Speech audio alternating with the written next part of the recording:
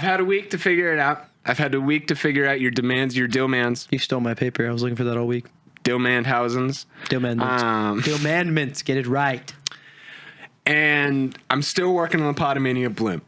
Goodyear's not answering my emails. Okay. They kind of are operating on like a once-a-year basis. It's... What's your credit score?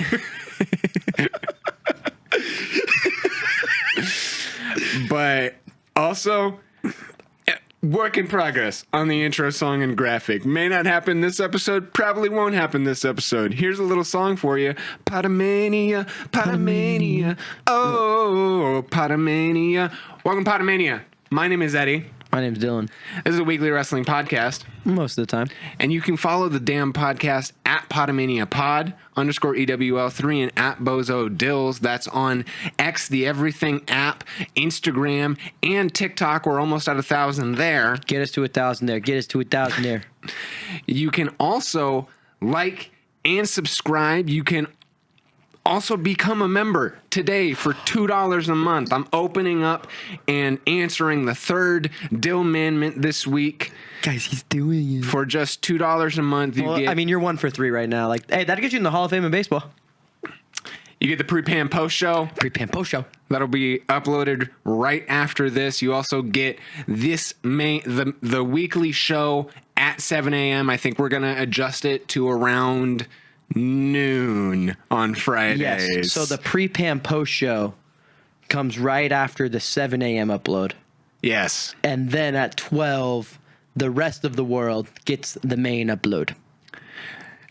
And that was not a part of the demands that you had to join the channel, but we did want to offer that up, some bonus content. Actually, if you don't join the membership, you are cursed.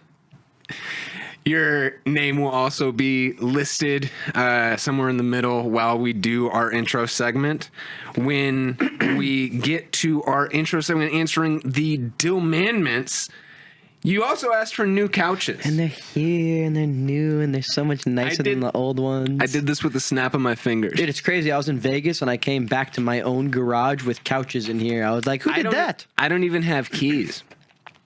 I snuck into your garage. That's crazy. I don't think you should admit that on camera. Allegedly. And fifth and finally, you had one ask, and that was to get Kyle Fletcher on the podcast. Yes, I did want Kyle Fletcher on the podcast. And I did, over the last few weeks, we've been sending tweets. We've been opening up the PAM-FAM Open to reach out to him and express interest in seeing him here on the couch or even remotely.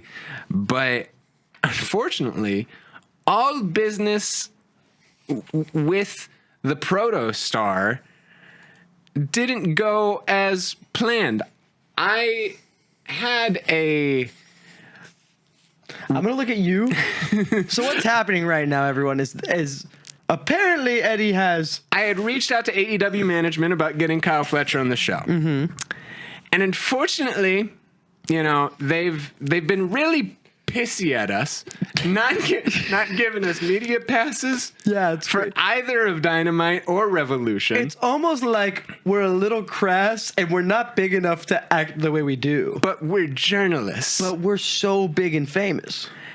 And so AEW sent over this with... the second best thing to Kyle Fletcher?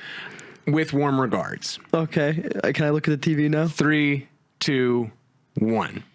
Dylan, hello. Eddie has requested... But this is Oregon City, by the way. Now I'm lying in bed in Los Angeles, the site of this weekend's Revolution. We are running head-to-head with the Academy Awards because we have a fucking death wish. Eddie has asked me to roast you. Why? I don't know. Let's find out. 5 minutes? My buddy Dylan, meaning you, Dylan, really wants Kyle Fletcher to be on our show, but I gotta let him down softly, Well, what is your show? Is it just like the bullshit people wrestling podcast? Because everyone has one. Who have you interviewed in the past? What notable names can you throw our way? Number one. Number two, do you do a good job? Or do you just shit on AEW all the time? I think we do a good job. Maybe there's no advantage to having you on. Do you do it video as well? No, You have not a anymore. dirty room you're doing it in? My You're like garage. dusty ass office? Maybe clean that up. Hey man, fuck Maybe you, take the RJ posters City. of My questionable garage is people clean. down in the background of your fucking StreamYard shot. You use a good quality mic. Do you have a yet? Do you have a road? What is the listenership? Make it advantageous. Yeah, okay. And I bet you probably fucking tweeted him and said, "Oh, Protostar, would love to have you on our show." Like it's this big fucking deal, like it's the Dick Haggard show. And he probably muted you. Probably what fucking happened. You were probably annoying online. Probably went on a Bully Ray busted open rant. I need stories, not 7-star matches. I was watching this promo when I started crying. Probably did that shit because you were trying to get the other people on your show. And now it's backfiring in your face. So there's a lesson about journalistic integrity. That's awesome. And he Thank continues. you, We've RJ also been City. applying for media passes and have been declined them twice. Maybe we can help you get a graphic. You guys seem fun. And any advice for young journalists? Well, keep applying. You guys seem You fun. can always email, I applying. believe it's media@allwrestling.com. He encourages us to Hell yeah, RJ City. You'll Hell probably get hit by yeah. a team of people and they'll sort through it. Just keep emailing. At a certain point, we'll have run through all the traditional media and we'll get to you. It's only a matter of time, I believe in you. I don't want to say don't ask anything stupid. Have real conversations. Well, yeah. You gotta ask good questions. A dumb question is, how does it feel? Or what did it feel like? What did it feel like, Kyle Fletcher, to win the TNT Championship? What kind of fucking question is that? Do your research, which I did on Hey. I know it was a joke show, but the research was fucking real. Our show is also a joke show. Because But it's the research every is fucking wrestler real. has at least a dozen podcast interviews out there. Yeah. You can learn a lot about people. Yeah. It's time consuming, it's tedious. So let's say I was interviewing Kyle Fletcher and I was researching. Yes, RJ City. Type his name into YouTube, see what interviews come up. Just all and then we the- listen to them I've been watching the all proto while I blogs. played video games. Does that count? And anything interesting that came up, I would write down with a pen Okay. and then investigate later. So And these then all of a digital sudden I have notes all these isn't. questions Not good enough. and information. We need a and pen. from the information you ask poignant questions. And it also helps me when you watch those interviews to see what's already been asked. Try not to ask those. Good. Go Yeah. beyond the usual. Talk Yeah. to him like a lot of basic information has already been assumed. Yeah. I think that's very helpful. Don't be afraid to push back. Yeah. But by the same token, don't try to invite instigation or him shitting on other wrestlers or other companies. okay. It's not necessary. You're right. He doesn't really get us anywhere. And quite frankly, I find it boring. Fair. Don't being waste people's sassy. time. Be there Why is on that time. so Be sassy? punctual. If the intros are elaborate, do it without them. Never ask someone where they were trained. And never ask someone, who's on their Mount Rushmore. Yeah, Don't that's a stupid ever question. say Mount Rushmore during an interview. I think that's Unless you're the Chris best Hemsley. wrestling journalistic advice Thanks, I man. can ever give you. All right. I don't know what the show is, but fucking send it to me. I'm around. Let me browse it. Let me assess. Do I it. think you'll be okay. Keep your chins up, all of you. All of it. All of you. Oh, Andy's doing a kiss.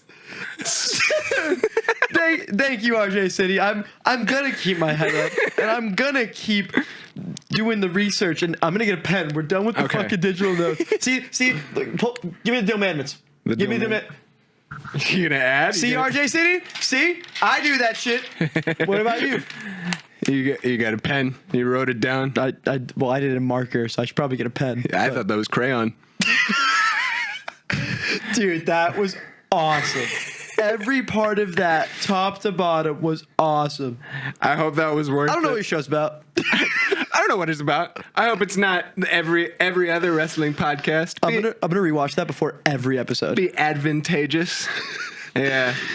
But dude. no, thank you. He kind of clocked our shit about tweeting Kyle Fletcher though, which was awesome. I got a kick out of the fact of just like, yeah, he probably muted you.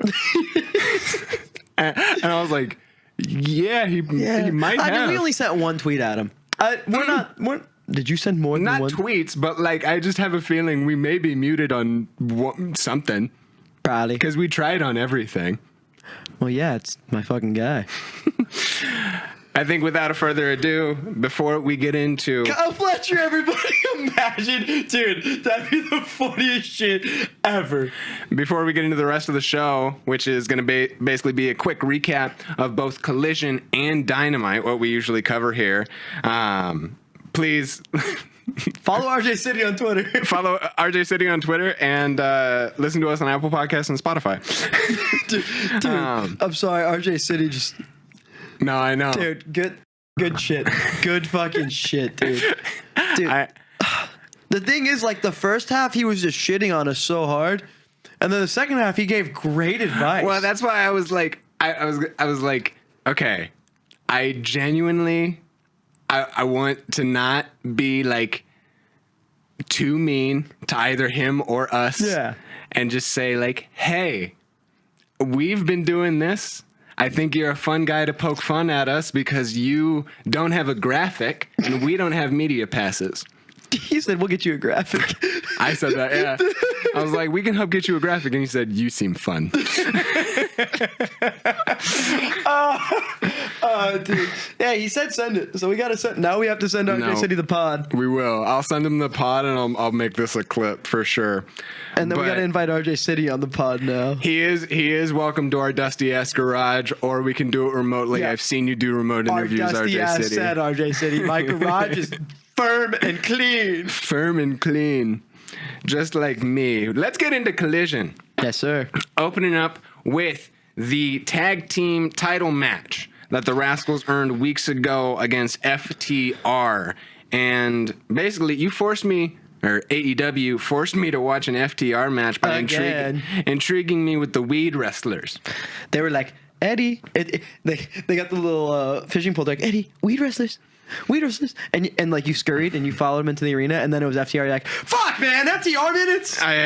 Well, I will try and go another week without slandering FTR too much. This was really good tag team action. Yeah, where even though I don't like FTR personally, seeing them against the Rascalz shows me that if you're not paying attention to them after the the Mile High Madness match and any of their matches before that, they're not just these gimmick wrestlers of just a blunt or just going through tables. They got graps. They are very good. They are really good and prove to be an adversary to FTR if they really wanted to once the bell rings. And then Hook's doing his best mid-major shitty college coach impression. Dude. Like, why is he so bad at recruiting? I don't understand how you go through the ports of New Jersey, New York, wherever, the Red Hook district. I don't know where he is. The Red Hook district. You've been out of here for 3 weeks, 4 weeks, 5 weeks, 6 weeks, 2 or 3 weeks out the country, and you hired Anthony fucking Bowens to be the ops cameraman. Hey man, he said he was a killer, bro. He said he was a killer, bro. Dude, Hook is just so bad at. Is that the bit? Is the bit that he's bad at recruiting? I don't know. Like, is Joe gonna come back and be like, man, you sucked the whole time I was gone? Like, what is the bit here, dude? I can't imagine Joe would approve of real killer Anthony Bowens. It's a crazy wrestler name. Maybe the prideful killer. Pride is the devil. And it got a hold on me. No, what got a hold on me is Daniel Garcia graps. Death Riders and DG stock is up this week, baby. He got a win over former TNT champion Tommaso Ciampa. Tommaso Ciampa did suffer his first non-title loss Dude, he since looked like debuting. a superstar in this match. Daniel Garcia or Ciampa. Ciampa. Both of them did. They both did, but I'm saying like Ciampa, like you were talking about, like Ciampa isn't buried from this loss. Like Hell no. just because it's a non-championship loss, he looked like a superstar. And this is the Daniel Garcia I wanted to see when he joined the Death Riders, and he's finally like getting there. I think it's hard, especially when you are tucked behind an impressive wrestler such as Pac and a comedic wrestler who's been getting more of the limelight for being bald in Wheeler Yuta. You know? Well, like that's the most interesting thing about Wheeler Yuta That is he's that bald? he's bald. Yeah. I had to do my own haircut on my dog. I fucked this shit up. You ever seen those dogs that just look like lions? Yeah. That was Tony Storm to Wheeler Yuta's head. I had to cut my own dog's hair. But Daniel Garcia did get a good surprise victory over Ciampa. This did set up a FTR and Briscoe face-to-face post-match and after that loss to set up their Dynamite match, which we'll get to in a few minutes. I'm just so unbelievably proud of myself because last week on this show I said, they're doing all this dumb shit to make sure that Ciampa and FTR have the we hate each other match But where they're on the same team. Can we coexist? No, the answer is probably not. And Swerve. And I mean, then you get the throwback too of TK just running back NXT Black and Gold classics. Yep. But yeah, Swerve does get a brief match on Collision with Gravity, where you kind of expect him to get an easy W. He's been choking grown ass men over the last couple of weeks, Choking and hanging grown ass men and getting off. Where does he get off? But obviously in this brief 10-minute banger between Swerve Strickland and Gravity, nice seeing Gravity on Collision AEW Graps, but the mogul does pick up the victory before he continues on his rampage towards Brody King, who is also looking for him throughout Dynamite and has his squash match later. But we did have two beautiful women, Chris Statlander and Thekla. In the AEW Women's World Title program, they had promos back-to-back on Collision, basically saying, like, I want to defeat you more than once. I want to put an end to this. Chris says that Tekla's killing is coming on Sunday not once, but twice, and post-commercial, Thekla denies her that opportunity. She comes out in her off-white biker jacket. So hard. I love Thekla, dude. Everything she's doing right now is amazing. And says, nah, I'm not taking dyl-mmandments from an outer space bitch. She said, bitch. I will take just as much pleasure in beating Chris twice as much in one night, and fully advises Chris to quit while she's still alive. Love it. Absolutely love what these two are doing. The program that they're running is really fun. It's really awesome. I really hope that their next match has a better finish. Yes. I mean, attending Revolution if we go 0 for 2 on Tekla Stat in person, maybe we should have stopped going. We're bad luck. Maybe we're bad luck for just those two. Well, I mean, it's good luck for us. The Outrunners are back on Collision. You asked where they were. Tony Khan answered. I've been wondering where my cigarette-smoking, construction-working white men have been. California sober uncles. Nice Cali, Beach Boy Cali sober. I was wondering where the unks were at. The Outrunners participated in a $200,000 four-way tag match alongside The Swirl, Blake Christian, and Your boys. Lee Johnson, our boys, LFI, Roosh, and Drolistico, as well as Private Party recently returning. And it just, all these men on AEW TV is good to see because they mostly get their time to shine on Ring of Honor programming.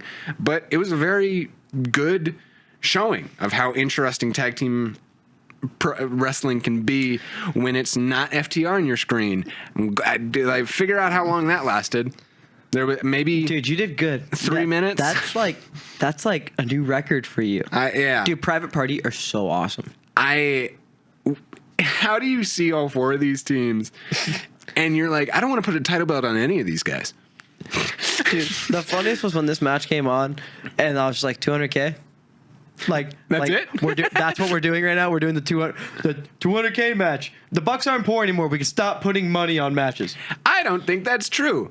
I think You think the Bucks are still poor? no. I just think. I mean, you think pay bonuses shouldn't exist in 1099 contracting? Under the table pay All right. bonuses? Hey, Eddie. Trump said no tax on tips, you piece of shit. All I'm gonna say is I don't think they're actually getting the 200K. What? I don't think they're. There's this thing. You're telling me that Private Party didn't take that duffel bag full of legal tender to a bank and put it in a private investment firm? If Private Party wins $200,000, they're not taking it to a firm. Ain't no party like a private investment firm party. They're gonna. What is their tagline? What is Private Party's tagline? Oh my God, is that Private Party? And Put then, that at the beginning of your song. And then. Shots. Thank you. Shot. That's what Oh. they're buying with the 200K. They Shots. You know, that's so That's unfortunate. a lot of shots. Yeah, especially when they buy everyone in Tucson, Arizona shots. You think $200,000 is enough to, Dude, it depends on the bar. What if they get a deal? little deal, buy the bottle. They actually bought out the bar. They rented out the bar. Well, it's open bar for the first hour, and then all attendees have to pay for their drinks afterward. Yes. But that first hour, you know what there's a lot of? Shots. Which Lana Cross and Megan Bain did take at you got there. The timeless love bombs that we did get more tag team wrestling, this time women's edition. So much tag team wrestling. The crazy thing is, this isn't the last tag team match of the night. We had Megabad V2 in Lana Cross and Megan Bain taking on the timeless love bombs and basically answering all the questions of why Toni Storm is kind of wasting her time in the one-on-one matches or any of that. And like, these are true competitors for all 4 of these women. And I did see somebody reply to me about my complaints about the women's booking, and they agreed with some stuff and they disagreed with others. And I just, the fact that you can, obviously there's the trio squash match after this, but making sure all of your wrestlers, especially named wrestlers, if I know the Iconics name, I want them to put up a fight. That's not their name anymore. Inspiration. Thank you. Come on, dude, stop dead naming people. Sorry. If I know their name, the Inspiration, I want them to put up a little bit of a fight. So when I see Lana Cross, who I know nothing about, but I obviously know that she's important, she's being paired alongside Megan Bain, this empowers the Megabad as a triumphant tag team, especially in that first half. Which is so interesting that they didn't give up on Megabad. They just inserted someone else. Which is kind of what you have to do, especially when I'm saying I like it. You see that with United Empire. You saw that with Mark Davis, Kyle Fletcher, that kind of thing. I like it because when she comes back, now you have a trio group. If Megabad are still together, yeah, then you have everyone's got their gang. Like I said, the women are being booked really well. I did say that the dogs have a little squash match. The women are back on screen after the dogs squash match on Collision, where Toni Storm finally declares for a one-on-one match at Revolution with Marina Shafir. She wants nobody at ringside. Everybody's barred. Everybody's banned. Nobody's allowed with their shoes or tits. Nobody. I don't even dare bringing booty to the function. Yeah, fair. Toni Storm doesn't want it.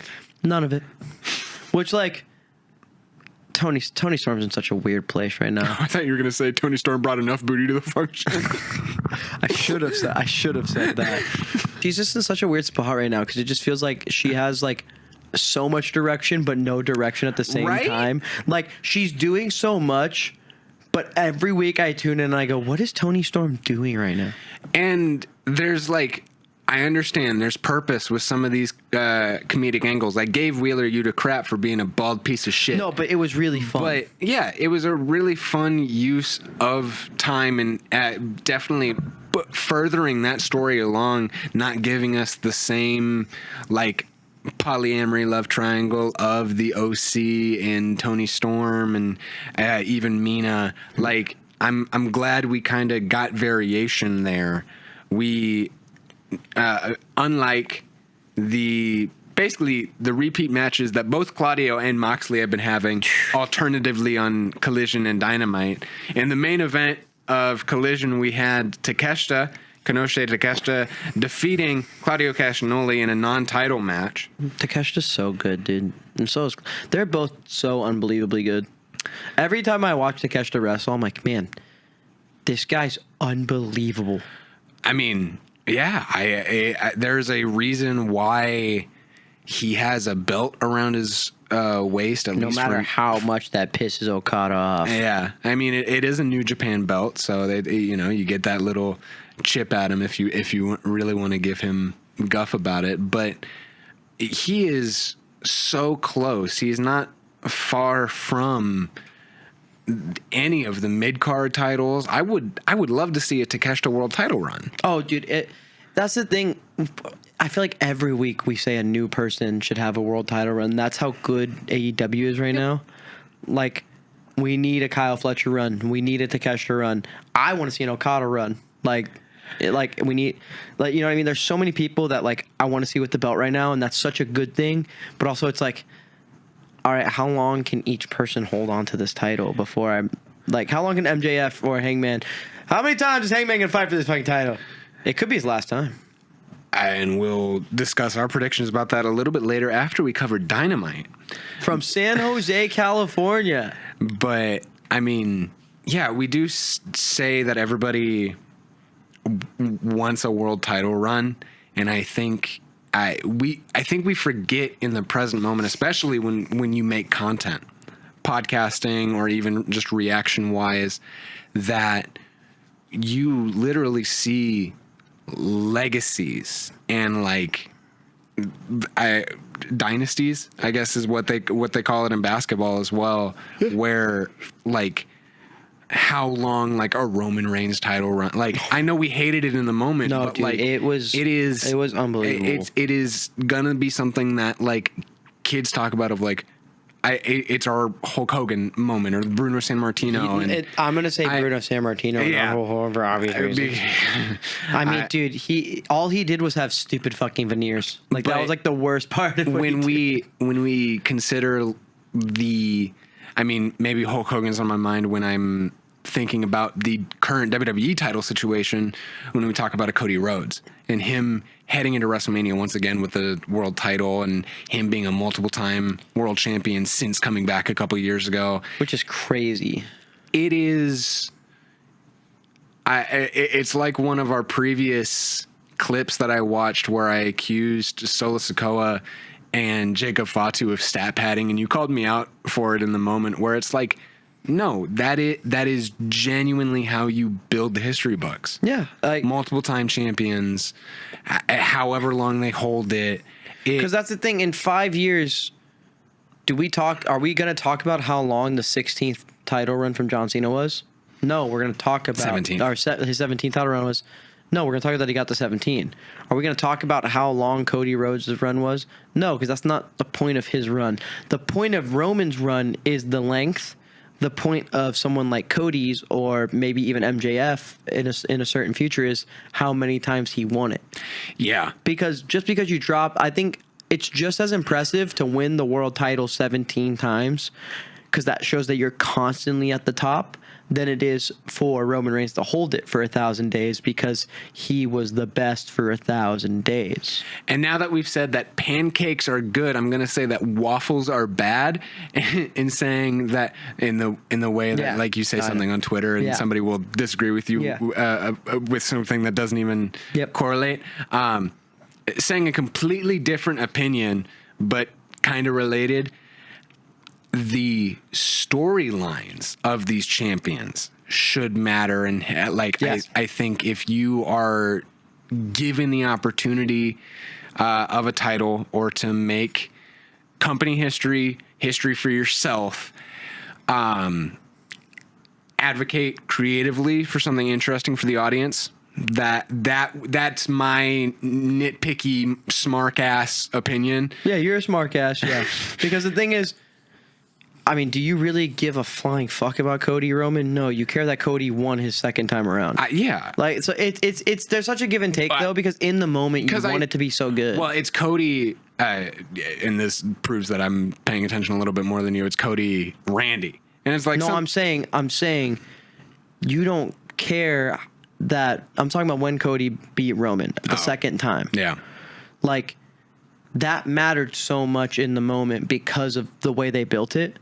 But like, when I look back, I do care about that program. Yeah. And if Cody loses that second time, it's like, why did we do all this, right? Yeah. And like, I feel like the difference right now between AEW and WWE is we are fully understanding why AEW is making every decision they make when it comes to title matches and stuff. Like, yes, Toni Storm's kind of caught in the mix right now because she's in the middle of two programs, one fun, one trying to beat the living shit out of somebody, right? It's finding that give and take. But I think that when we talk about the history books and when we talk about the current moment, that's the push and pull of what we're talking about. You want the good programs because we're in the moment. We talk about it every week. Yeah. But when I look back, I want Kyle Fletcher to have a championship. I'm not going to care about the program he got it in. I'm going to care that he got it. Yeah. So I think it depends. It depends the wrestler, the belt, the program. All of it has to work together. The smart ass fan.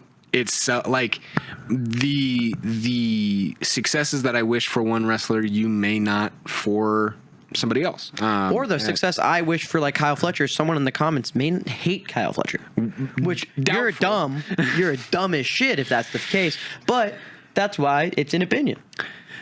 Opinions are like assholes, and ours are clean as a whistle. As Andre 3000 would say, my shit don't stink. So fresh and so clean. Into AEW Dynamite from San Jose, California. The Death Riders, once again, John Moxley. Holy shit, more Takeshita, Moxley, Claudio. Who would have thought? Hey, but John Moxley finally gets his hands on Takeshita before the big pay-per-view. We get Claudio and Hechicero. Hechicero being... Yo soy Hechicero. Yo soy Hechicero, my pinche tío. No, I'm just glad that you are picking arguably some of the strongest members, top three, Takeshita, Hechicero, friend of the show, Rocky Romero. Show the picture. Future editing me. It's not funny when I do it. You should have just left it at show the picture. Show the picture. Both times, by the way. No, I'm not listening to me. You're listening to me. Show the picture. But yeah, I mean, Death Riders get the win over the Don Callis family, and kind of, does that affect what our predictions are later? We'll see. It is really good tag team action, especially like when you see Moxley get his hands on Takeshita. Sparring time before Revolution this Sunday, it does end up in a big clusterfuck brawl of the Don Callis family attacking the Death Riders. Not the last time it'll happen tonight. Takeshita does generously, as the alpha of the Don Callis family, he spares Moxley from the concerto. Dude, it was so funny because it's just like he just like gave Moxley the look of like, no, I want the graps on Sunday. Yeah, and I think that's something that I do appreciate about Takeshita, maybe a little bit of Kyle Fletcher. They are both going out of their way to be like, I don't need your guys' help. I don't need to go stoop to these lows of extremities and pain. I can get the win myself. But maybe I spoke too soon with Kyle Fletcher. He got into it face-to-face with the young Maxwell Jacob Friedman. Maxwell. As Kyle Fletcher. I love how Kyle Fletcher does not call him MJF. Yeah. Maxwell. Argues that Fletcher should learn to speak to a world champion, MJF says. And fun little glance into the future, especially if we see an MJF retain this. Dude, and I love how Fletcher just turns to Don Callis and goes, Get out. There's no way we work for that guy. And he's just like, and Don Callis muffles over his words. So funny. But Kyle Fletcher is in action up next against our emotional support speedball Mike Bailey for the TNT title, and great time. Dude, great time. Can we talk about how Kyle Fletcher got by the skin of his teeth? Like, damn near time limit draw. Damn near time limit more. draw. Has to have Mark Davis come out and bring the title to hit speedball while the ref is distracted because Okada comes out to screw dry. Don Callis' family, for the first 30 minutes of this episode, were like, it's about us. This is our show. We run this playground and we built this city. We built this city on Don Callis. Mm-hmm. That we did. On my big burly back. But this match was elite graps. As of course, I was watching this and I was like, this is like me and Eddie's guys. Like the whole time, like if you look back through Pod-A-Mania, like these are our guys, dude. Yes. Like, and they're going at it. And man, it's so speedball's so impressive, dude. And Kyle Fletcher's gonna be Kyle Fletcher every match. He's just so athletic for his size, and it feels like he could work with a mannequin. I mean, he could learn something from one Kota Ibushi who has wrestled a blow-up doll. But Speedball definitely deserves a rematch in the near future, no matter who the TNT champion is. Kyle Fletcher does retain here, both of them adjusting their eyes to the trios title match. Speedball joins Renee Paquette backstage, just to basically just say they hate losing. But will not be looking back. They will be looking forward as Jetspeed and Mystico aim to regain those trios tag team titles. Yeah, because for the first time in AEW history, they're doing the rematch clause, and Hangman's like, I'm busy. I got a death match. I got to shove MJF out of his own asshole. Speaking of people ripping holes out of places that don't belong, Brody King gets a little bit of TV time, I almost accidentally skipped over this match. He's been on the hunt. He's been on the chase. He smells blood. He smells Dior Sauvage, the cheap cologne of one Swerve Strickland. Brody King has an easy 30-second squash match, basically a distraction. See you, dude. Where Swerve attacks Brody once again with his chain after the match. In the crowd, leads to some brawling in the ring, but Brody does break the chain links and applies a hanging choke of his own. Which means that Swerve's going to win, probably. I mean, I don't know. I'm not going to spoil my opinion. You'll just have to wait to find out. But my opinion on the dogs who have their first real match. The madman, Gabe Kidd. He's a fucking madman, you know. Teams up with the newly debuting David Finlay. He likes to fight, by the way. He dabbles. He dabbles in fighting and He dabbles in a little bit of fist fight. But they take on Darby Allin and Orange Cassidy in a tag team match. And while I haven't been the biggest fan of this angle, I will say the dogs are really fun to watch. They've grown on me a lot. The dogs are awesome. My opinion of Gabe Kidd has changed a lot, especially since I attended the show he broke Eddie Kingston's leg at. Yeah. He kind of got off to a bad start with me. You could say he started on the wrong foot. He is a fucking madman, and I love watching him wrestle. Madman, the dogs are aggressively united together in a match, and they beat up Darby Allin afterwards, kind of having the numbers advantage over Orange Cassidy and Darby Allin. Roderick Strong comes out after the match to conglomerate with Orange Cassidy and Darby Allin, setting up their match this Sunday. But don't skip over the best line in AEW this year. Well, I was in an interview, but did you have any thoughts about the dogs, this match? The dogs are awesome. Darby Allin actually did something that caught me by surprise. He was running for a dive and then springboarded into just the back. I think he hit David Finlay just going back. I was like, Okay, maybe I do give you a little shit. You can surprise me sometimes. Like, there was no Darby Allin death spot here. He just had a normal wrestling match, and that's more impressive to me for him than him going out and jumping off of a 30-foot dome. Yeah. Like he had a full wrestling match where he didn't try to die, and it was just like, oh, this is a good wrestling match. There was use of weapons, the table, the barricade. That's a normal Darby. I'm saying this is a toned down Darby Allin match, and I think Gabe Kidd and David Finlay are awesome. David Finlay had one of the funniest interview lines ever. David Finlay is all elite, as we covered last week, but joining with his War Dog, the Dog brothers, he made a lot. He said in multiple interviews, one with Sean Rossap from Fightful, basically saying, I've made a lot more money with Gabe Kidd and Clark Connors and the Dogs than I ever would with my father. My father's greatest accomplishment is the fact that I came out of his nutsack. That is awesome. I'm gonna like David Finlay. I agree. It is. they've all grown on me, and all three Spider-Verse variations of Will Neff impress me. It's like it's those three and Dalton Castle. Isn't it crazy? Like, you see the Charizard evolutions, you just go Will Neff, Clark Connors, Hangman Adam Page. It's a pretty cool jump up.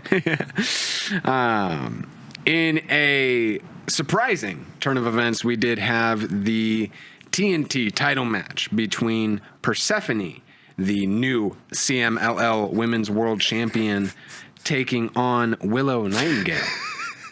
I read your note.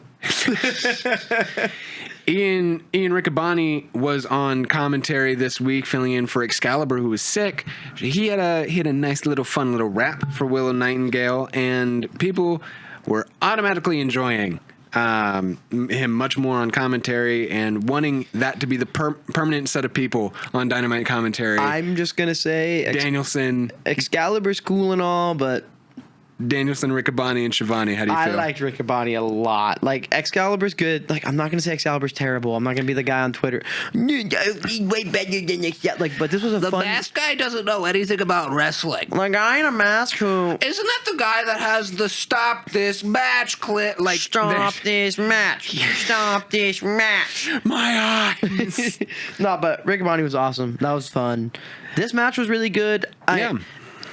It's weird. Willow's on weird timing because, like, why is she fighting twice? In a similar space, fighting twice on Sunday? In a similar space where Toni Storm is at, she is a ultimate women's workhorse for AEW. I really enjoyed this technical based matchup between these two fighting champions.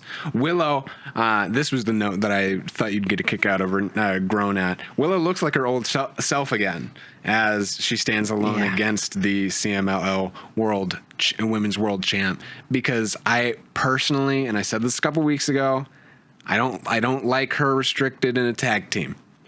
I will get more into that when I make my predictions later. But Willow, she's so much better of a single wrestler, by the way. You're right. After this really good retain here against Persephone, she does joined by her fellow Babe of Wrath. Don't say really good retain. It was another fucking roll-up. We're doing roll-ups again. The women just do roll-ups. What are we doing? It's the only thing Tony Khan knows how to book for the women. If Tony Khan gets in the meetings and he's like, all right, guys, we got this match. We got a title match. We got Willow Persephone. How do we think it should end? We haven't had a roll up yet tonight. Somebody like jokes around and they're like, "What if we had like a masked man?" Like, there's a little fun in the AEW. There's a little chuckle. Tony Khan's like, "That's so funny." Roll up. Like, I mean, we could have one of the gangs interfere. Or a tag team partner. Willow does have a tag team partner that can help. I think, tag team partner interference. What if we got a crazy return? Who's a free agent that I could just throw money at this week? We could do that. Do we have any free agent? No.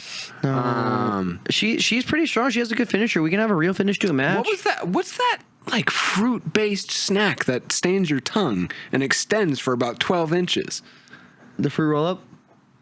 What? Say that again. No, it's not that. It's not him remembering. It's him walking. He's walking around. He's walking around the evil AEW desk, and he's like, "What do you think? What do you think, writer number 2? You know, we could do like a false finish. Like, we can get like a 2.8 count." and then she can turn it on her and hit her with the belt. Like, Persephone can try to hit her with the belt. She ducks it, and then he's like, shut up. Writer number 3, her tag team partner can come out. Shut up. Did she? And then he gets to a desk and he's like, snack, butler, snack. He brings it, and it's in an exaggerated big plate. Yes. And when he opens it, he's like, yes, a fruit roll-up. I got it. Again, bro. I'm so tired of the roll-ups. I feel like there's at least one women's match a week that ends in a roll-up. At least one, yes. And I would just like to see some clean finishes. Well, I will. But then it makes Persephone look weak. Shut up. I mean, arguably a roll-up makes Willow a faulty champion. Like, why does a win again? It's the same. It's the fucking Ciampa burial argument with Daniel Garcia, but it's just with estrogen. Damn it. Thank you. No, it's a really. Speaking of Ciampa. Oh no, we're not ready for that yet. I was just going to say that it still is a really good defense. You can say what you want about the finish. Oh, no, it is. Willow feels really powerful during this Women's History Month. Venmo a woman today. Yeah, if you have a woman in your life, Venmo her $1 and say, just because you're you. And maybe... Sorry, I just maybe you Venmo Willow, because she is working double duty this Sunday. She tells us this backstage, setting up her 2 matches for the TBS and the women's tag team titles. Why? One in the 0 hour to tease her and Lana Cross, and then one in the main show with her and Harley Cameron against Lana Cross and Megan Bain. What? Isn't the 0 hour supposed to show off talent that's not supposed to be on the card? Or that didn't make the card? Why? Well, you tell me there was no other match. No one else could have came and done a match. If MJF can do it. All right, well, I can't argue that.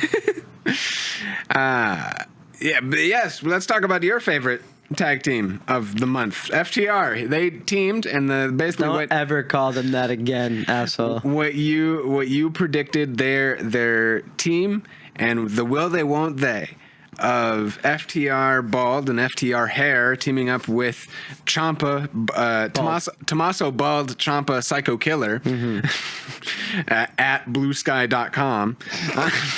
They took on Dem Bucks, Mark Briscoe and the Young Bucks. I love that they give these once in a blue moon tag teams names, by the way. Yeah. I love that. They did it with they do it Proto Kata, they do it with Proto Shita. Protesta. Proto Shita. We are just basically seeing all of these independent wrestlers who have known each other over 2 decades now. Basically, they've been doing this since... before we were born. I'm not going to give them that much, but Doc, you're 21. Early 2000s. All of these men get into immediate chaos as Ciampa barely finishes his entrance.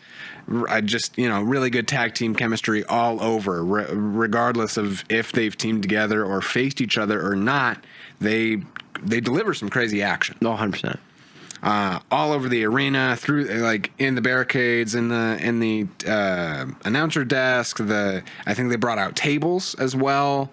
We want tables. Not going the full 9 yards. They're saving some of it for Sunday, but it really does have me. I will say one more. I'll make it a compliment sandwich because I said something bad. I gotta give FTR their props. It really does have me excited for the Easy Tag Team Classic we're going to get this Sunday. It's obvious. It's like when you go to a restaurant you've been to 1,000 times in your life and you're just like, yeah, I'm going to get a cheesesteak again. I was gonna at least give them the Olive Garden. It's Olive Garden's really good when you don't have a bitch in your ear telling you that that's Little Caesars. Well, Little Caesars is really good when you don't got someone in your ear telling you how bad it is. Yeah. It's $5, man. I'm gonna have my $5 pizza and I'm gonna have my $5 FTR Young Bucks match. Purchasing a Little Caesars pizza is $3 more than the pre-pay and post show. Remember that. You can 2 Polar Pops or a pre-pay and post show. I don't know, dude. I think I might take Polar Pops. Well, then both of us get Polar Pops. No, you get 2 Polar No, I get Pops. 2 Polar Pops. FTR Ciampa get to ground the high flying Dem Boys tag team standing on top, which honestly may affect the result on Revolution. I don't know if it basically there's a lot of like, will they, won't they? We are recording this before Collision. If anybody stands tall before the pay-per-view on Collision, I swear it is what it is. We don't have that information. We don't know who Big AJ is facing. Right now, Wikipedia says that's on the main card, and I hope it is. Wait, sorry. Big Boom AJ's on the main card. As of Wikipedia, I think it's going to be a pre-show. Answer my question. They're wrestling on Sunday. Yeah. Oh, so we're getting there 3 hours early. I need a Big Justice signature. If I had to put money on it, we're getting Big Boom AJ versus friend of the show Rocky Romero. Oh God, I hope so. And also, if you're at Revolution, say what's up. We're going to be way more recognizable now that he's going to be sitting next to me. And, I feel like that we're really big and famous and going to have a blimp. We're going to have a blimp. We're taking the blimp to Revolution. You think they have parking accommodation for a blimp? I'll ask. Okay. It should. I mean, you should send an email. Yeah. RJ City told us to send an email. Yeah. Finally, something that could have been an email. Thank you for saying it, because I would say the same thing. This was so unnecessary to close the show.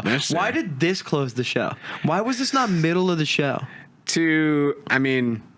Easily, let's be so fucking for real. Easily, Willow could have defended her TNT title in the main event. Yep, 100%. TK would never give the women the main event. Shout out the fucking... because that's what the bullshit trios match from a couple weeks ago did. They took away the main event from the women. Oh yeah, when we were there. Yeah, they should have had the main event. No, the main event when we were there was Chris Statlander and Ted. No, that's what I'm saying. That was the last time they had a women's main event. Yeah, and look how they booked it. Even when they get the main event, Tony Khan's just like, meh. But Bryan Danielson sits down with MJF and Hangman Adam Page pre their Texas death match, pre-Revolution. They have flashes of the first All-In and early AEW programming where both of these men made their claims and basically state where they're coming from as wrestlers, as people, as human beings here on this godforsaken earth. We should be asking questions in this, by the way. They make their claims before their third match in this trilogy. They are confronted by, some of them are real journalists, some of them are not. Real journalist Denise. I should learn how to say her last name if I'm going to shout her out, huh? You want to try one more time? You want to try one time? Salcedo. Fuck. Salcedo. Yeah, big shout out to friend of the show, Denise Salcedo. Is she friend of the show? No. Okay. No, she's friend of the show. You're right. But I... Shout her out. I like her. She's cool. She does good work. I'm very happy that she got at least her voice featured in this segment on AEW programming. It's a dream come true. But in this first questioning, we basically ask Hangman if this is just out of pure revenge or is it for something more. He clarifies that this is for the world title, even going back all the way to 2019. It's not just for pure revenge. Dude, when he went for the world title, it's like, yeah, no shit. That's like the whole point of the match. MJF, dumbass. Yeah, it's like, duh. MJF basically asks what his headspace going into the match is, especially after 2 prior losses with the Hungman. Don't take my thing. What? The fact that if you were there, you would have asked, don't they call you the Hungman? Why do they call you the Hungman? So we were talking about if we were there, what question we would ask. And he goes, what question would you have if we were there? And I go, so do they call you Hungman backstage? Is there a reason why Horsecock didn't happen? It's the same, Black Hippie didn't happen because of me. Jet Set Rodeo didn't happen because of me, Adam Page. Remorse. But MJF is a winner. He knows he's a winner, and he is a real professional wrestler. He feels like he's wasting his time in this dumbass Texas death match, and Hangman Adam Page threatens to may or may not put him in an ambulance by the end of Sunday night. Deserved. After all the bullshit they've gone through, yeah, but their heated rivalry TM is, MJF is most concerned in this heated rivalry about beating the Cowboys' ass at Revolution, and Hangman is most concerned about bringing every lesson he's ever learned in a Texas death with him to MJF, one drop of blood at a time. And then Denise asks if Hangman's, if this will be a complete convergence of his rivalry with MJF. His heated rivalry with MJF. I pre-jacked that just a little bit joke, but Hangman agrees. He pretty much sees this as the end of their heated rivalry, their chapter together, and if he doesn't finish the story, he will never compete for the AEW World Title again. Hangman is asked if he doesn't become the world champion, who is Hangman? And MJF just laughs and goes, "Yeah, what are you? Yeah, who are you, bud?" A dumbass who gets beer splashed in his eyes, apparently, because MJF wants to toast for the match. And not having Adam Page not having any of it, slaps the beer out of his hand, and then who would have thought they fought at the end of the press conference? And they ran out of TV time, basically encouraging you to watch 0 Hour, buy the pay-per-view, buy your HBO Max, buy My AEW, the new subscription service from them. Or you can pay $2 and watch us. Think about where your money's going. Think about independent journalists or big money Jacksonville Jaguars AEW. Think about who you want to win at AEW Revolution. We are going to get into our predictions here in the final half of this podcast. If you post your prediction in the comment and you get everything exactly correct, I will Venmo you $1. Don't. Only one of you. Okay. I hope it's Frankie. So do I. Ricochet defending his AEW National Championship in a 21 Blackjack Battle Royal. How are we going to predict this? Are we going to predict if he keeps it or not? He retained. No. Okay. Basically, I imagine maybe Ciampa gets involved, Briscoe gets involved. This is where you're like your unknown wrestlers, maybe friend of the show, Rocky Romero gets involved. Who do you think's going to win the match? Is what I'm saying. All right, on 3, we're going to blurt a name. Okay. I need like 4 seconds to think of a name. 1, 2, 3. Jack Ciampa. Perry. Cool. Okay, so if you didn't hear that, we're going to say it again on 3. 1, 2, 3. Jack Ciampa. Perry. Cool. Hope if you didn't get there, your fault. Willow Nightingale, like we said, is defending her TBS title against Lana Cross. We are asking for money for this show. That's why I'm laughing. Because I thought about, man, we should be clarifying. Nah. Willow Nightingale is defending her TBS title against Lana Cross, which is going to be a really good match. I'm excited to see one-on-one graps for both of these women. Lana Cross especially. I'm not familiar with her. She has... I've had this pointed out by some people. She's worked in DPW and stuff before, so obviously these women are going to work well together. I'm excited to see a Willow Nightingale another one-on-one match. Hopefully this one doesn't end in a roll-up. I think whoever wins or loses here affects whoever wins and loses later. I 100% agree. I could not agree more. So I'm going to go with the logical answer and basically something that I have been rooting for this entire episode. And I predict that Willow Nightingale is going to look strong heading into her tag team title defense and retain her TBS title once again. I agree completely, because if she loses this and holds on to that tag team title, I don't want to use the word stunting Willow Nightingale, but they are stunting her growth as a wrestler. Stinting. stunting, punting. Stunting. I think it's stunting here. I think it's stunting. Yeah, no. I mean, whatever. We're journalists. We have a 3-on-3 tag team match. Like I said, the Dogs, Gabe Kidd, Clark Connors, and David Finlay, Are gonna be barky. asking for a fight against the conglomerating Darby Allin, Orange Cassidy, and Roderick Strong. And I think in a world where the Dogs are the pre-established, like they know how to work together easily. They're not. They've kind of been taking the upper hand in these last couple matches. It doesn't make sense that Roderick Strong is teaming with Orange Cassidy as well. No, they're friends again. No, he came out and he kicked butt because he saved Orange Cassidy's butt. He saved him. We're friends again. We're conglomerating again. I want to see a War Dogs W. No, give me the Dogs. Give me the Dogs. I want to hear Clark. I want to hear Will Neff and Gabe Kidd. I want to hear Will Neff and Kick Batowski and Finley's kid get on a mic and bark after they win. I mean, I want to see Darby Allin literally get split in half. That's probably gonna happen. It's a AEW pay-per-view, which means Darby Allin has to have his scheduled scare the living shit out of everyone spot. Anal glaucoma spot. Mm-hmm.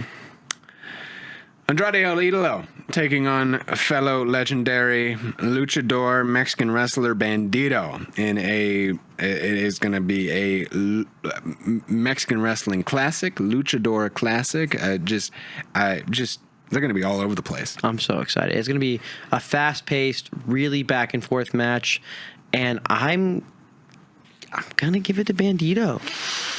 Oh no, dude! They were fucking right when we were like, oh my god, Andrade needs the world title, and they were like, you're only hot on him now because he's fucking showing cock and ball. It's not about cock and ball. I'm a Bandito head. I think Andrade should and will win this match. Yeah. Booking wise, it makes sense for Andrade to win this match, but predictions are supposed to be fun, and we're not doing the Borg. We're not doing any of that.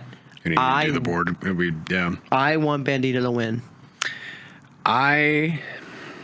As much as I do want to, there are two opinions you have to take into account: your personal opinion and of who you support more, or who storyline-wise logically makes sense. And genuinely, without influence from you guys, without influence from you, I think Andrade El Idolo, I think Don Callis family may be taking some losses tonight. This is one of their few W's. In my opinion. I think I agree with you. Like, that's the thing. I agree with you. You're probably right, but I don't want us, because I'm looking at this card and I think me and you are going to pick the same in every match but two. That's what I'm kind of trying to avoid. No, you know what sucks is now I want to go Andrade because I'm going to go the opposite of you later in a match No, okay. Sorry, guys. I'm going Andrade because we're going to have a split later anyways that I just saw when I looked at the card. So we're good. Andrade El Idolo should win this match, and if Bandito ends up winning, you can tally that as a loss for me. Couple more matches here. We have the confusing one-on-one match for a timeless Toni Storm where everyone is banned from the outside, except in her one-on-one match against Marina Schaefer, the mother of the Death Riders. Why did I say it like the Death Riders? It's keep going. Marina Schaefer. It's going to be an interest. I don't know how the rules are going to be twisted. If this is going to be as extreme as the prior Toni Storm's engagement with the Hollywood ending at last year's Revolution. If it's not, I think it'd be nice to see a Marina Schaefer win on a pay-per-view over a former world champion. Kind of, I don't want to say lowering Toni Storm more in the card, but if you are trying to make her a tag team talent and you are adjusting the pawns where Willow is being individual again, kind of makes sense. for Marina to take the W here. I have Marina here, but for different reasons. I don't Man. think you can lower Toni Storm. I think she's just an undeniable talent that is Timeless over as talent, yeah. absolute fuck. And people are going to cheer for her when she comes out. Like, I don't think there's going to be ebbs and flows with her. I think her losing, her winning doesn't matter as much as this win means a lot for Marina Shafir. Yeah. And it'll push her into that world title, that facing Willow area, into a title picture. I think that this is that push into a title picture for her. I think she's going to end up getting that win. Yeah. I mean, you said what I said without putting Toni Storm down. Yeah, basically. Well, because I don't see her going down anytime soon. Her stock doesn't move off this loss. I wasn't necessarily saying that her stock goes down. I think just logically where the pawns are, like I said, if Willow becomes more of an individual talent, Yeah. making it so that the women's tag team division doesn't, like, still has stars that people care about. I know people care about some of these tag teams, but but just as much as we care about Jetspeed and their rematch clause. They are pairing with one Mystico instead of Hangman Adam Page when they take on the Don Callis family of Kyle Fletcher, Kazuchika Okada, and Mark Davis for the AEW Trios tag titles. Who are we going here? Is this the loss of the Don Callis family? Hell no. Oh, hell no. Oh, hell no. Oh, hell no, Jigsaw. Oh, hell no, Jigsaw. We keeping them trios titles. We keeping them. Putting Tony Khan in a Jigsaw-like situation.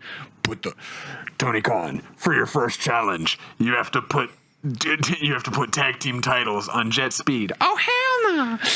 For your second challenge, you have to not have a women's match end in a roll-up. Oh, hell no, Jigsaw. But yeah, I think Don Callis family keep it this time. Yeah, definitely.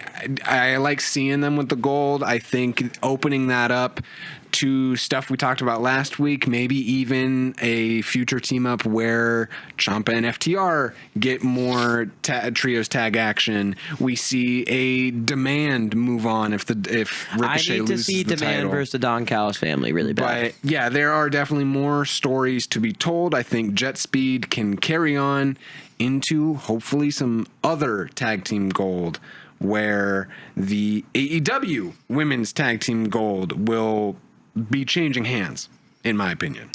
Before we get into the match, I have the same thing. Babes of Wrath versus Megabad, and I think ever since they had that match a couple weeks ago, It's about time. It's about time for the tag team titles to be on somebody new. I was kind of surprised it didn't switch a couple weeks ago. I thought it was going to switch on. I think we're good to move on. I think we kind of explained ourselves when they lost. Like, hey, they shouldn't be holding this much longer. It was a fun little thing, the fun little run that they did, being the inaugurals. They did a really good job. Not demeaning in the way I'm saying fun little run. They were very good together. It was a good run. It's time for Willow to go back to being a singles wrestler. And I mean, in a positive light as well for a Harley Cameron, she has the opportunity to shine against individual talent or maybe even take her talents down to Ring of Honor, showcase that brand. I'm taking my talents to South Beach. Just whatever you got to do to make any of these shows interesting people to tune in. Whatever. I was trying to be nice to Harley Cameron. In a match that I don't think is going to be very nice, we had Brody King taking on Swerve Strickland. In a there's no stipulation in this contest, but I do think these two men are going to tear the house down. They're going to bend the rules. They're going to beat the hell out of each other. There's going to be chains involved, maybe some whips. Jeez. I love clips. Brody King versus Swerve Strickland. Who's the most dangerous man? Who is the winner of this matchup, Dylan? Whose house? Swerve's house. I think Swerve's going to take this one. I think Swerve's mean streak begins with Brody King, and it starts on the right foot. It starts the baddest. They're doing the who's the baddest man in AEW, who's the scariest, who's going to beat the dog shit out of you every time you see him, and I think Swerve's going to take this one. I think it's going to be a grueling match. I don't think this loss is going to make him look bad. I think that this, if I'm going to take this at where I have it, right? Yeah. I have Brody King loses the match, but he's going to look strong. It's going to be a dog fight. It's going to be to the very end, and I think Swerve's going to end up taking it and being able to push this character that he has, this mean streak character that he has, so far, and just start beating the living hell out of every person he faces in his next 6 months. Oh, yeah. And I mean, it can go either way, especially when we consider the world title picture. I am going to agree with you that Swerve... You were supposed to... That whole reason I switched to the other ones because I thought you were on Brody King here, bro. We're going to have the same card. Fuck. It's okay. It's okay. That's what this is. We have to say what our heart feels. I think Swerve is going to win. I think Brody King had his opportunity in the world title picture a couple weeks ago. It's, the moment. He not to say his moment has passed, his 15 minutes of fame. He is a future world champion, undeniably. But like you said, whose house, with what the internet rumors are saying for Swerve and some other people for future world title pictures, it makes the most sense. He's going to be an unbelievable... If he gets the world title with his gimmick, it's going to be so fun. FTR versus the Young Bucks, AEW tag team titles. All right, there's nothing to say about this match other than, cool, we're running it back. Who do you got? I think the Young Bucks will be taking the tag team titles. I think me and you are going to be pissed for another 2 months. I'm going to go FTR. I don't want them to win it.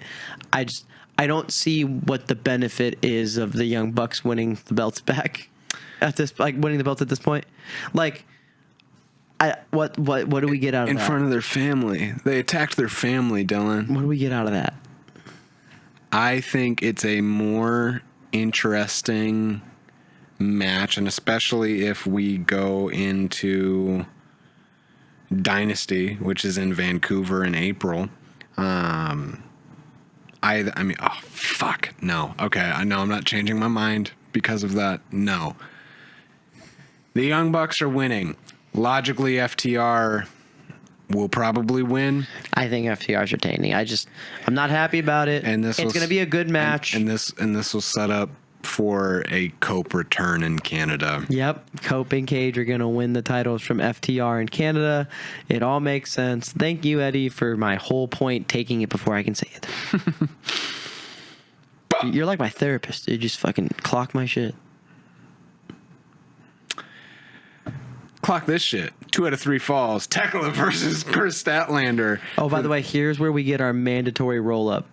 Our mandatory women's roll-up is going to be one of these 3 falls. I think there's going to be 4 roll-ups, and the final pinfall of this match will be, or there will be 2 roll-ups, and the final pinfall will be because there's going to be 3 falls. It's 2 out of 3 falls, which means it's going to go 1-1. Yes. I think Tekla's going to steal one with a roll-up first. I think that'll be the first fall is a Thekla roll-up steal. I mean, definitely underestimating some of Chris Statlander's talent. I think Thekla proves as a dominating force, and like I've said over the last couple of weeks, I really enjoy her as a face of the women's division, the world champion. I think the Toxic Spider retains. So do I. I think her run is far from over. I think that the build-up to this wasn't enough for me to think that there's going to be a change, which I said the first time. Yeah. But I just think, Tekla's been doing so much other shit. Yeah. And they haven't done a real big build with this, which is fine. Not every title match needs a giant build, right? But I think Tekla's run has a while longer. I think she's been an amazing champion. I think her having the belt has elevated her so much, where she's one of those cases where it felt like she was going to elevate no matter what. And this belt is just shooting her to the moon, in our heads at least. And Oh, yeah. I think she retains. Moving on to the second to last match in our predictions, we have Jon Moxley versus Konosuke Takeshita in a no time limit match for the AEW Continental title. The Alpha, the Ace, who walks out as the winner. Death Rider business, or So part of me Callis thinks family. Okada's going to make Takeshita lose. Because there was a little clip on Dynamite where he goes, everybody but Takeshita wins a title. Like, but also I think it'd be really, really funny if Takeshita won a title. And that's what breaks the Don Callis family. I think Moxley has done an amazing job with this title. Yeah. I think he's defended it so much, and he's done an amazing job. And it's a really hard choice because this is a true coin flip. I think no matter who wins, it doesn't matter in the sense of like their stock or how good these wrestlers are, what it means for them. I don't think the belt's what's the matter. I think we're about to get an unbelievable match. We're going to get a true no time limit match between Takeshita and Moxley. That's going to be such a fun watch. And I think at the end of it, Takeshita's going to walk out as the new Continental Champion. Yeah.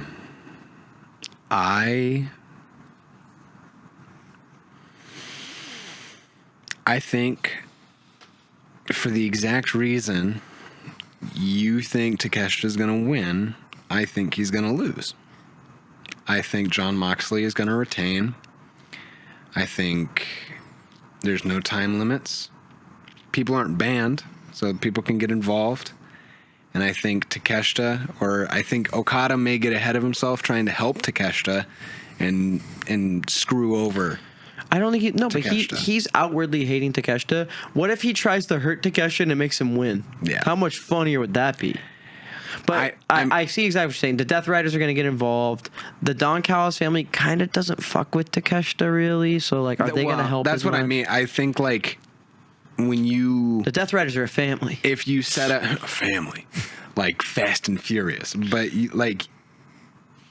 if we go your way and have Takeshita win the Continental title, I would argue that you should have that match between Takeshita and Okada be a unifying match for the bullshit unified title that Okada has. Do you see where I was going with this?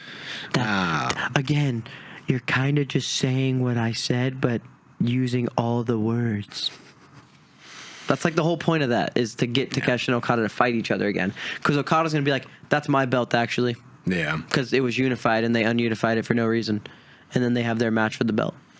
Which, I mean, you're completely right. And when this does lead to another unification match, I'll shake your hand then. But I hope Moxley continues his strong defenses of this title. And He's looked so good, dude. Post Don Callis family, I don't know where this moves on, but literally Moxley can pass the torch off to anybody with his momentum. For the main event of the evening, in a Texas Death World Title match, the AEW World Title, the Triple B, It's right here. It's right here. is on the line. MJF takes on Hangman Adam Page in their third contest. They know each other so well at this point. They know all of their moves, their finishers, what makes them tick, what makes them sweat, what makes them quiver. Who do you have? I've done a lot of thinking on this, and I think it just comes down to the wording of never fighting for the world championship again. I don't think that they're going to do that. I don't think... Because the wording is specifically the title. It's not MJF's title. And I just think Hangman Adam Page is such a big star and such a big name in the company that to have that attached to him forever makes no sense to me. And plus, MJF probably got another 2 movies to shoot coming up. I think Maybe. I'm not too happy about my choice here because I think we're gonna get a lull Hangman wins. I just think it's gonna be an amazing match. And it's Hangman Adam Page's home court. It's a Texas death match. Yeah. Like it's all set up for Hangman, which makes me want to pick MJF. Right? Like that's kind of like the whole thing is like it's all set up to where MJF like is supposed to lose this. It's the ball's all in Adam Page's court and he still loses. Like that's where my heart is. Like that's wrestling, right? Yeah. But I feel like I'm gonna be at the end of the night like, yeah, man, Hangman did it again.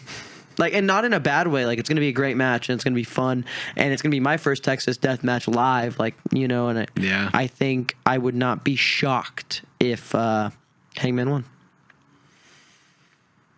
I think you're going to be surprised by my answer.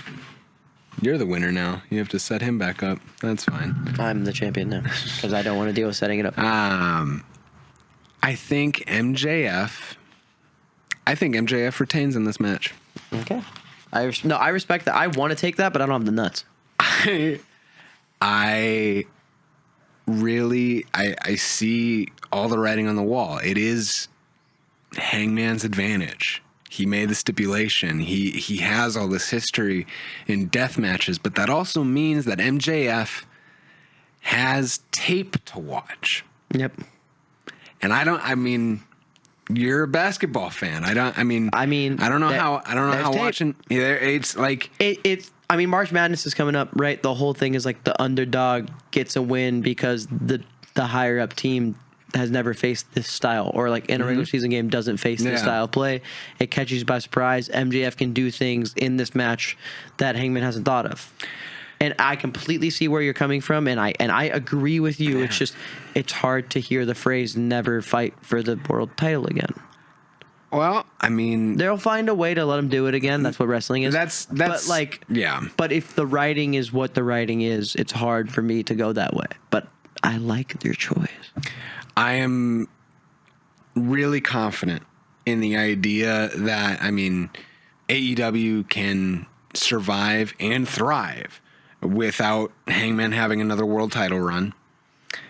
MJF holding the future of his title reign is not very long after these matches. I will say the decisions that I've made, especially in that prior match, Brody King versus Swerve Strickland, I think Swerve Strickland places himself in that upper echelon. He's the most dangerous man, and if Hangman couldn't defeat because didn't Joe get it was a fatal 4-way. It was a fatal 4-way. MJF took the title there. So Swerve's gonna write MJF off TV so he can go shoot another movie. Yeah. He's gonna kill him. Yeah. And then write him off TV. Swerve will take that championship, and then Swerve, Will Ospreay, and Will Ospreay, Kyle Fletcher. Cool. We'll figure out the rest after Swerve when we get there. But speaking of taking words out of my mouth, you did exactly that. Was that where you were going with that? Yeah. Exactly to a T. Yeah. It's Swerve, Ospreay, Fletcher. Yeah. Over basically until the next year. Well, all ends in August. So August. August is when we'll get Will Ospreay. Yeah. And then World's End is where we'll get Fletcher. Yep. Awesome. Look at us. We're like friends and we run that show together. What show is that, Eddie? Well, it's Pod-A-Mania. And this is around the time where we thank you for listening. Thank you for watching. You can follow the damn podcast at Pod-A-Mania Pod _EWO3 and at Bozo Dills. You can like and subscribe. You even have the option, if you stayed this long till the end, it must mean you really like us. And if you like us, then that might mean you wanna be a part of the memberships. It's available. It's fully optional. There's a fun pre-pan post show that you can check out if you join that. But other than that, you can find us on Apple Podcasts and Spotify and TikTok. And you can catch us this weekend at Revolution. Enjoy the show. Leave your predictions. See you next week. If you see us at Revolution, say what's up.